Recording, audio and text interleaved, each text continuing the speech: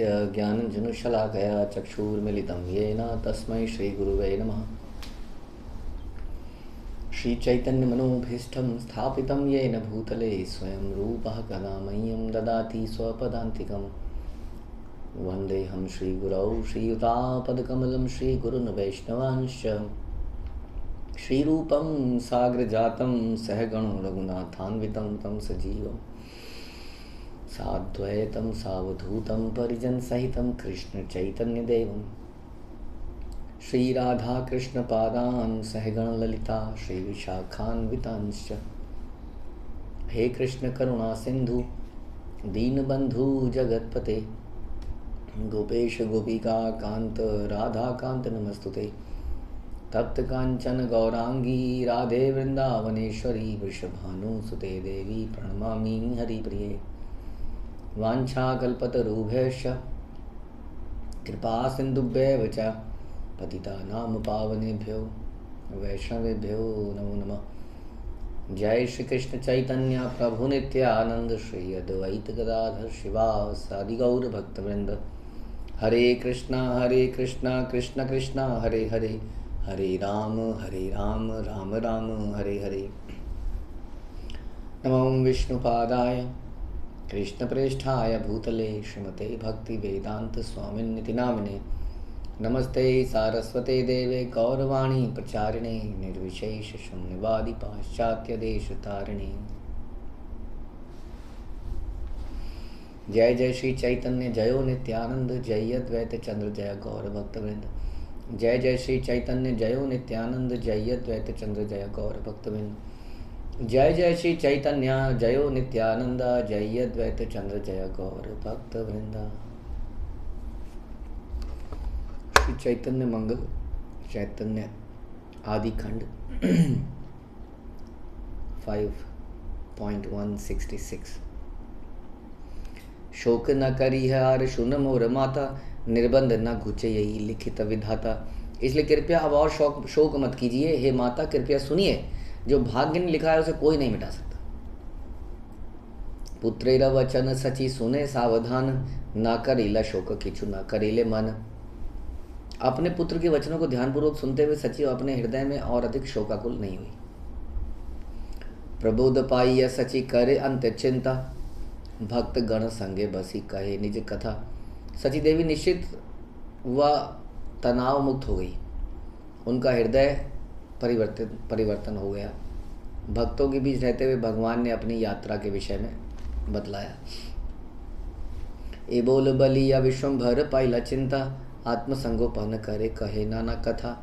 उनके बोलने के पश्चात भगवान विश्वम्भर विचारवान बन गए। उन्हें अनेक विषयों पर बोला, परंतु उन्होंने ध्यानपूर्वक उन विचारों को अपने हृदय में छुपा लिया। कहे लोचनदास से सुना विचित्र लक्ष्मी स्वर्ग आरोहण गौरांग चरित्र। श्री लोचनदास ठाकुर कहते हैं कि भगवान गौरांग की लीलाओं का यह अद्भुत विवरण सुनिए। ऐसा विवरण जिसमें लक्ष्मी प्रिया के स्वर्ग आरोहण का यह वर्णन भी सम्मिलित है। तो गौरांग महाप्रभु ने जो भी उनको दुख इत्यादि हुआ उसको अपने हृदय में रख लिया, और रखते हुए उन्होंने कुछ ऐसे वचन बोले जिससे कि सची माता और वहाँ के भक्तों को संतोष हुआ, संतुष्टि हुई। वो वास्तविक ज्ञान था, लेकिन हम इमोशनल हो ही जाते हैं। लेकिन यदि हम शास्त्रों का, गुरु की वाणी का चिंतन करते हैं तो शोक से निकल सकते हैं। और दूसरा, यदि हम डिवोशनल एक्टिविटीज़ में एंगेज कर लें, अपने आप को बिज़ी कर लें, तो इससे हम इन दुख की सिचुएशन से बाहर निकल सकते हैं, क्योंकि दुख का आना जीवन में एक तरह से अनिवार्य है। ओके, तो अब हम चलते हैं किशोर लीला पर।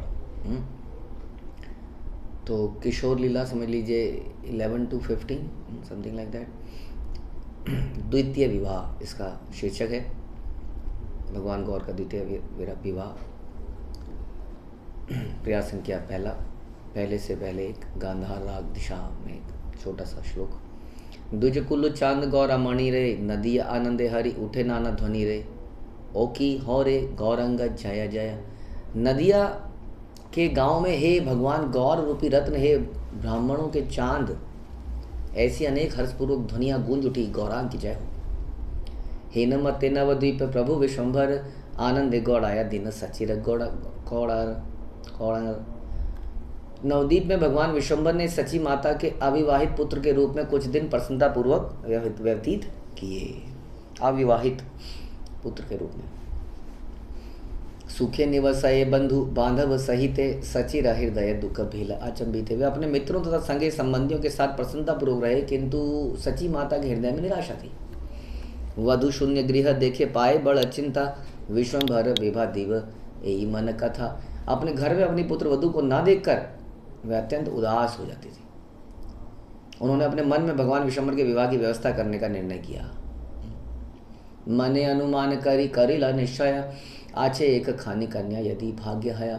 उन्होंने हृदय में निर्णय लिया कि यदि कोई उचित व योग्य कन्या मिल जाए तो अच्छा होगा।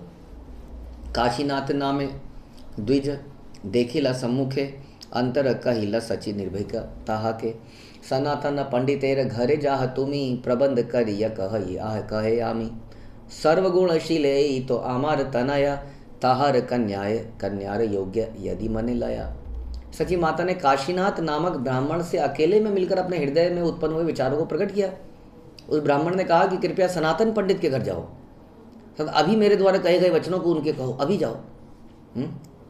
तो गांव में इन जगहों में ऐसे लोग हुआ करते थे, हाँ, जो कि बड़े मिलनसार हैं, कई लोगों को जानते हैं, उनका आपस में बातचीत है, तो ऐसे लोगों को लोग बोलते थे तो बताते थे हाँ उसकी लड़की है, उसका लड़का है, वो आपके लड़के के साथ उपयुक्त रहेगी या रहेगा, क्योंकि उन्होंने इन लोगों को देखा हुआ होता है ना। तो आराम से ये काम हो जाते थे। अब थोड़ा मुश्किल हो गया है। अब हमारे पास डेटाबेस तो बहुत बड़ा है, शादी.com, ये .com, वो .com, लेकिन उसमें कुछ ये नहीं पता कि कौन है सामने वाला, जान पहचान इत्यादि। और आदमी भी जैसे कि शोरूम में सामान खरीदता है, तो शोरूम में अगर 15 शॉप हैं, उसको अगर एक सूट लेना है या एक साड़ी लेनी है, एक शर्ट लेनी है, तो 15 के 15 शोरूम में पहले जाएगा। पहले वो ये देखेगा कि मैं जो सेलेक्ट कर रहा हूँ क्या वो बेस्ट है कि नहीं। और उसी तरह से हो गया। अब जब डेटाबेस इतना हो गया, पहले जानकारी में जितने लोग होते थे उन्हीं में देखा जाता था, क्योंकि जानकारी में है 1 गांव, 2 गांव, 3 गांव कुछ, हाँ रेफरेंस है। अब तो पूरा संसार है आपके पास। अब पूरे संसार के लोगों में से एक सेलेक्ट करना हो तो कितना मुश्किल काम है।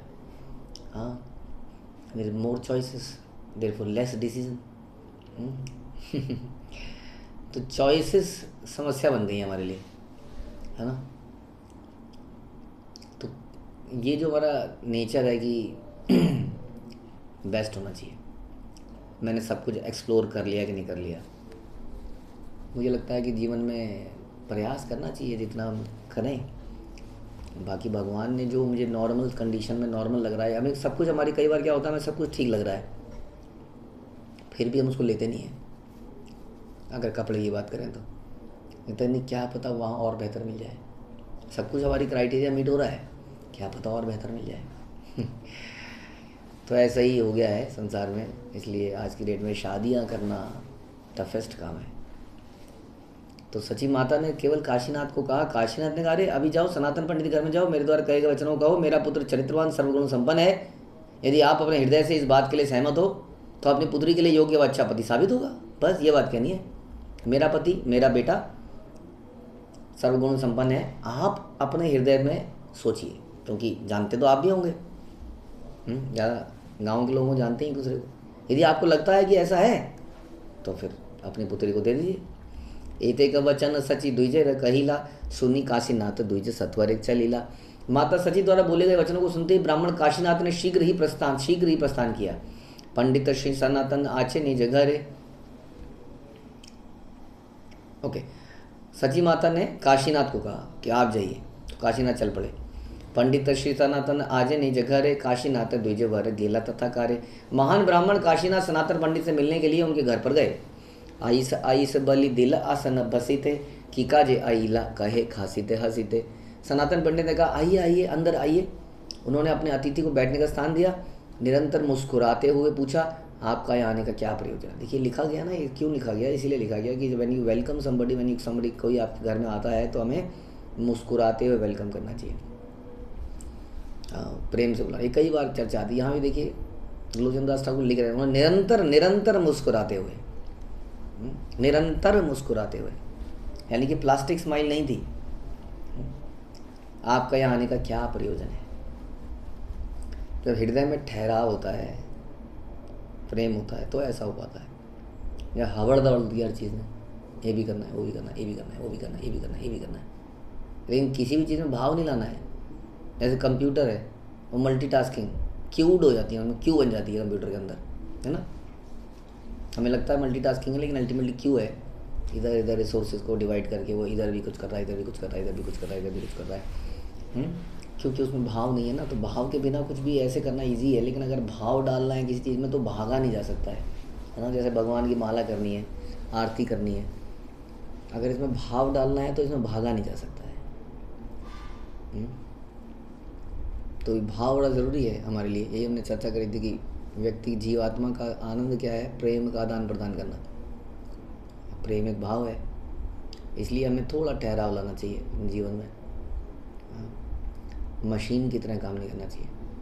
काशीनाथ कहे सुन सुन ये पंडित, कही बसा कल कथा ये है उचित। काशीनाथ ने कहा सुनिए ये पंडित सुनिए, मैं आपको सब कुछ बताऊंगा, वही जो उचित है बताता हूँ। तुम ही सर्वशास्त्र जान, धन्य पृथ्वी ते, किया क्षय यत गुण तोर अवदिते। आप समस्त शास्त्रों में पारंगत हैं, आप इस पृथ्वी पर सर्वाधिक भाग्यशाली व्यक्ति हैं। आपसे क्या छुपा है, आप किस बात से अवगत नहीं है। परम धार्मिक तुम्हें विष्णु परायण, निज धर्म परायण यही बलिये ब्राह्मण। आप अत्यंत धार्मिक व्यक्ति हैं, आप भगवान विष्णु को समर्पित हैं, आप ब्राह्मण के रूप में अपने कर्तव्यों को संपन्न करने में कृत संकल्प हैं। गुणगान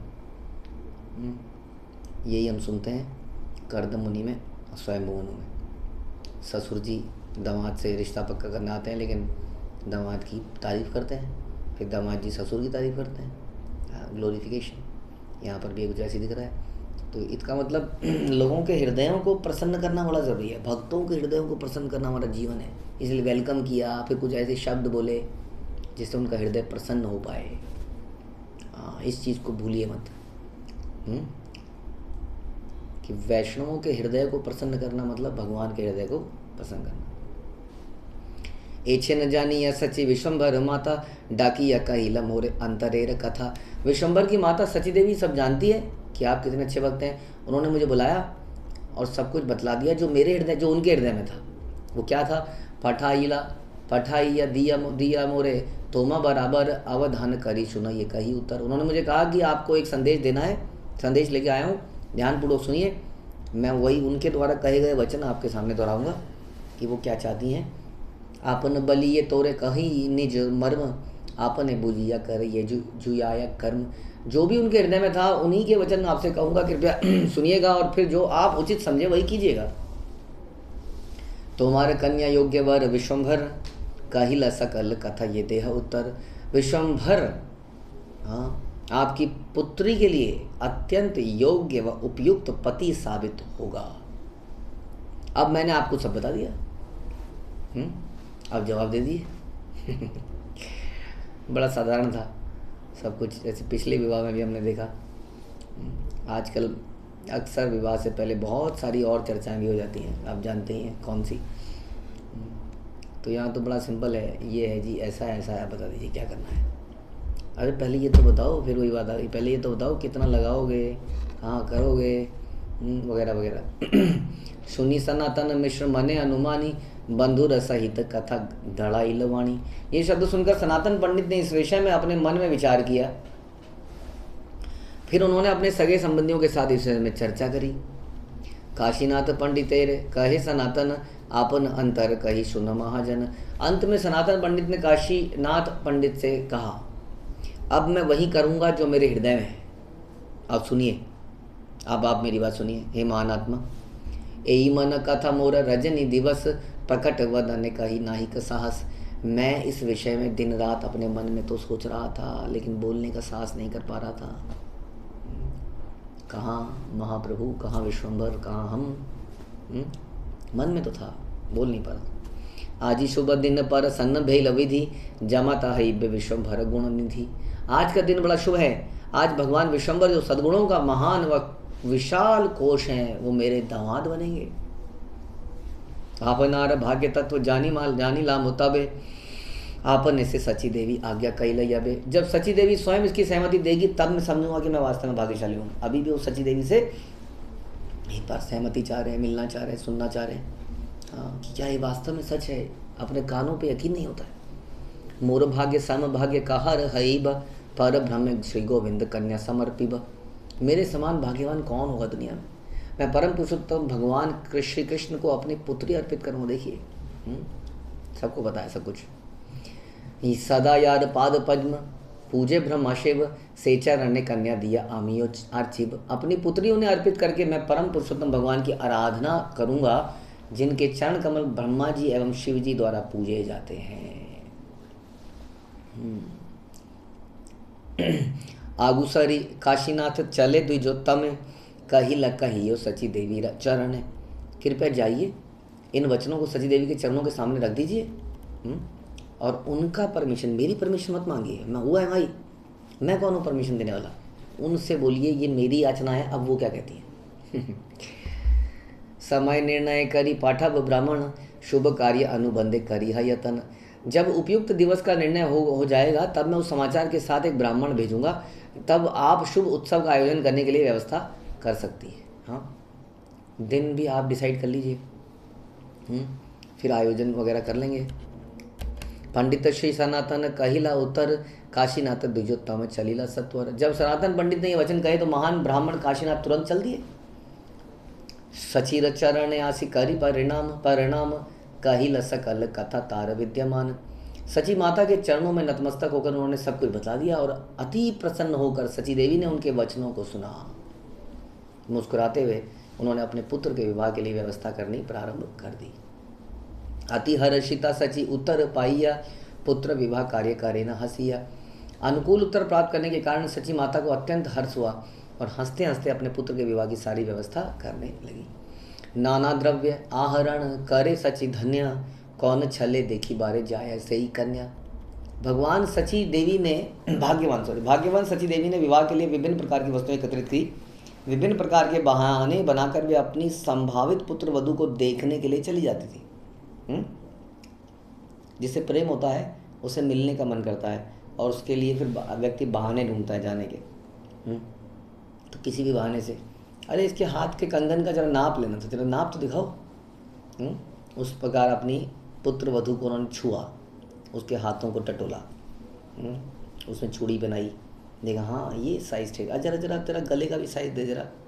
हाँ, इस प्रकार से कोई ना कोई बहाना बना के कुछ ना कुछ करके वो अपनी संभावित पुत्र वधू को देखने चली जाती थी, है ना। भगवान से जितना हमें प्रेम होता है, भगवान से कनेक्टेड वस्तुओं से हमें उतना ही प्रेम होता है।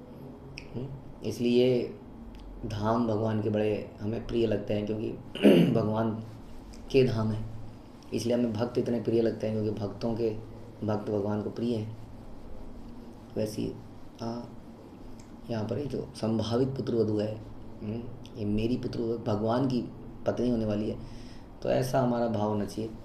भक्तों से मिलने के भी बहाने इस प्रकार से हमें बनाने चाहिए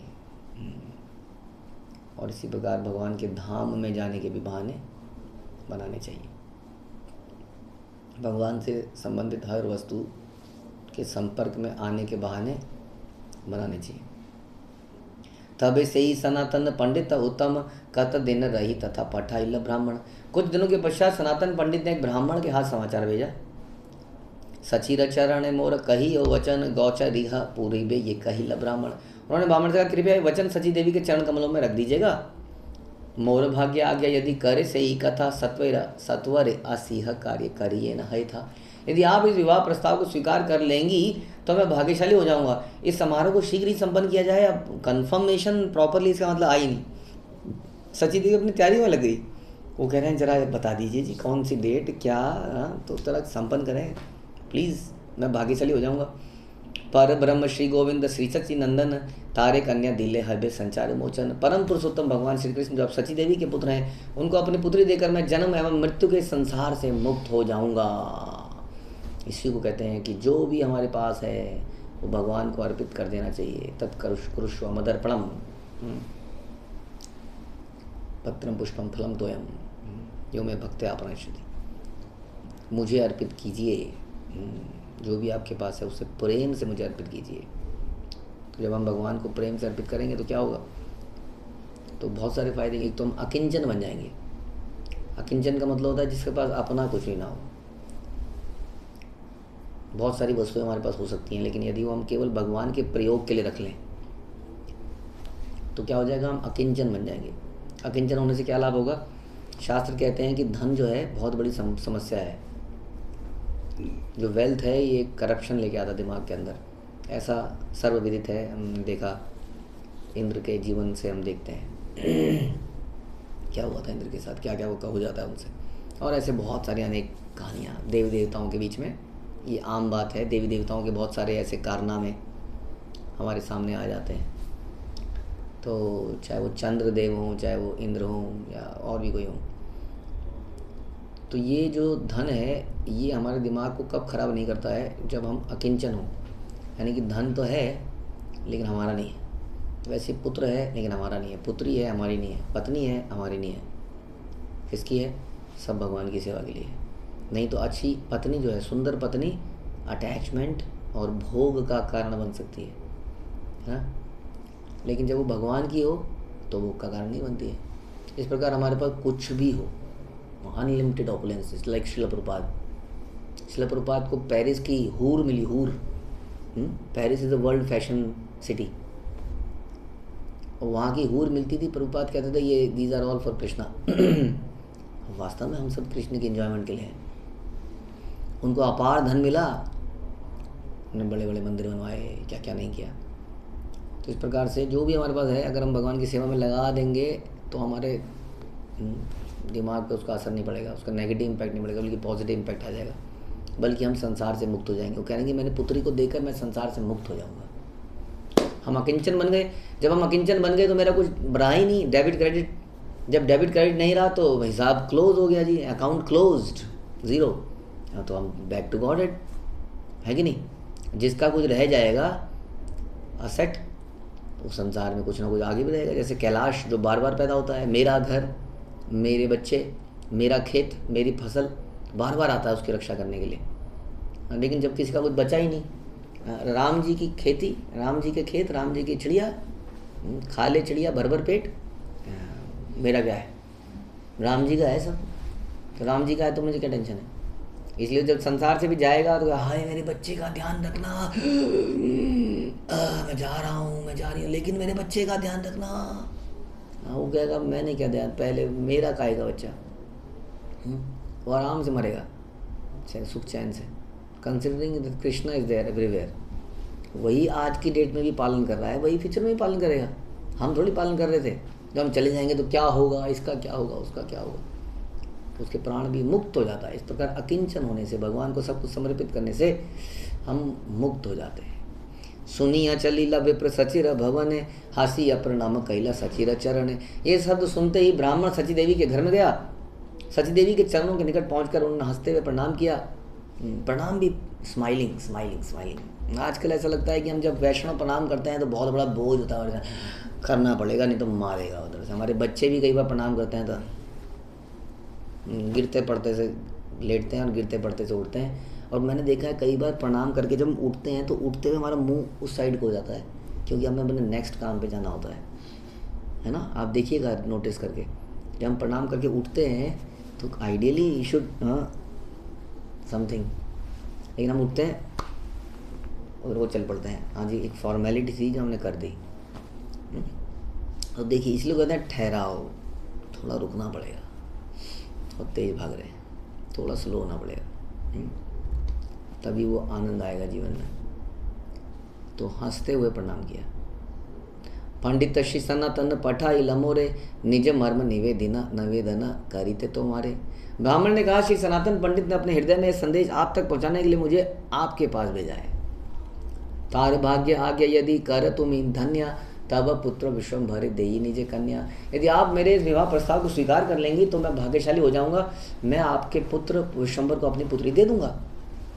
भाल भाल सची, भाल भाल बलि सची, अति हर्षित आमार सम्मत कार्य करह त्वरित।